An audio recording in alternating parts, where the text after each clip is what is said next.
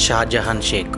పశ్చిమ బెంగాల్లో ప్రభుత్వాలు మారినా తన పలుకుబడి మాత్రం తగ్గడం లేదు. ఏ పార్టీ అధికారంలో ఉన్నా తన తందాలు, సెటిల్మెంట్లు మాత్రం కొనసాగుతూనే ఉంటాయి. ప్రస్తుతం ఏమీ లేకున్నా ఎమ్మెల్యేలు, ఎంపీలు, చివరికి మంత్రులు కూడా షాజహాన్ చెప్పింది వినాల్సిందే, ఆయన ఆదేశాలు పాటించాల్సిందే. ఇలాంటి పెద్ద పెద్ద రాజకీయ నాయకులే షాజహాన్ చేతిలో ఉండగా ఇక సామాన్యుల పరిస్థితి చెప్పనవసరం లేదు. షాజహాన్ షేక్ చెప్పింది వినాలి, లేకపోతే వారు భూములు లాక్కోవడం, భూములు ఇవ్వకపోతే మహిళలపై లైంగిక వేధింపులు, ఇలాంటి దారుణాలే జరుగుతాయి. దీంతో అక్కడ ప్రజలు భయంతో వణికిపోయేవారు. ఇంతకీ ఈ షాజహాన్ ఎవరు? కూలీ స్థాయి నుంచి రాజకీయ నేతలను శాసించే స్థాయికి ఎలా ఎదిగాడు? అసలు ఆయన వెనుక ఉంది ఎవరు? ఆయన ఎలా వార్తల్లో నిలిచారు? పశ్చిమ బెంగాల్లోని పరగనాల జిల్లాలో సుందర్బన్ అడవుల్లో ఉన్న ఈ ప్రాంతంలో స్థానికంగా ఉండే తృణమూల్ కాంగ్రెస్ నేత షాజహాన్ షేక్ గట్టి బలమైన నేతగా ఉన్నారు. మహిళలపై వేధింపులు, భూ ఆక్రమణలో ప్రధాన నిందితుడిగా ఉన్న షాజహాన్ షేక్ను తాజాగా పోలీసులు అరెస్టు చేశారు. ఇంతకీ అతడు ఎవరు?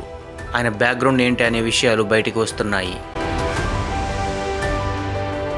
ఒకప్పుడు కూలీగా ఉన్న షాజహాన్ షేక్ ప్రస్తుతం బెంగాల్లోని రాజకీయ నేతల్ని తన గుప్పిట్లో పెట్టుకుని అక్రమాలకు పాల్పడే రేంజ్కి ఎదిగాడు. 45 సంవత్సరాల షాజహాన్ షేక్ టీఎంసీ విభాగ అధ్యక్షుడిగా ఉన్నాడు. అయినప్పటికీ స్థానిక ఎంపీ, ఎమ్మెల్యే కంటే బాగా ఫేమస్.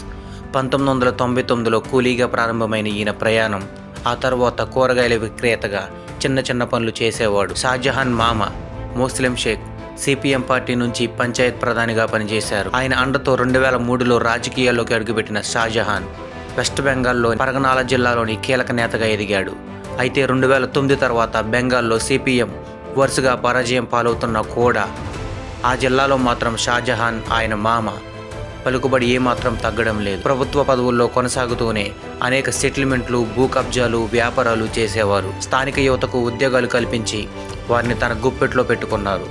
స్థానికంగా జరిగే పేదల పెళ్లిళ్ళు, ఇతర శుభకార్యాలకు వారికి ఆర్థికంగా సాయం చేసి ఆ ప్రాంతంలోనే బలమైన నేతగా ఎదిగాడు. 2013 సంవత్సరంలో తృణమూల్ కాంగ్రెస్ పార్టీలో చేరిన షాజహాన్ మాజీ మంత్రి జ్యోతిప్రియ మాలిక్కు దగ్గరయ్యాడు.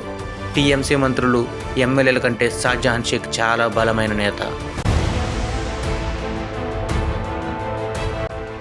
ఇక గతంలో రేషన్ కుంభకోణంలో జ్యోతిప్రియ మాలిక్ అరెస్టు కాగా ఆ కేసులో ఇటీవల ఈడీ అధికారులు షాజహాన్ షేక్ ఇంటికి తనిఖీలు చేసేందుకు వెళ్ళగా ఆయన అనుచరులతో ఈడీ అధికారులపైనే షాజహాన్ దాడి చేయించారు. ఈడీ అధికారులపై దాడి తర్వాత షాజహాన్ తప్పించుకుని తిరుగుతున్నాడు. దశాబ్దాల పాటు సందేశ్ ఖాళీలో తిరుగులేని వ్యక్తిగా ఎదిగిన షాజహాన్ అక్కడ ప్రజలను శాసించడం మొదలుపెట్టాడు. స్థానికుల నుంచి భూములు కబ్జా చేయడం, ఇవ్వని వారిని వేధించడం, వారి ఇళ్లలోని మహిళలపై లైంగిక దాడులకు పాల్పడ్డాడని షాజహాన్ పై తీవ్ర ఆరోపణలు వెల్లువెత్తాయి. షాజహాన్ కు ఉన్న రాజకీయ సంబంధాలు చూసి అతనిపై పోలీసులకు ఫిర్యాదు చేసేందుకు ఏ ఒక్కరూ ముందుకు రాలేదు.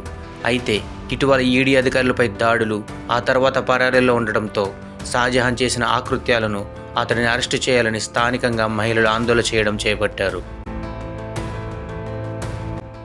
ఈ ఆందోళనలో భాగంగానే షాజహాన్ దారుణాలు ఒక్కొక్కటి వెలుగులోకి వచ్చాయి. ఇది కాస్త దుమారం రేపడంతో షాజహాన్ వ్యవహారాన్ని సీరియస్గా తీసుకున్న కలకత్తా హైకోర్టు అతడిని అరెస్టు చేయాలని పోలీసులకు ఆదేశాలు జారీ చేసింది.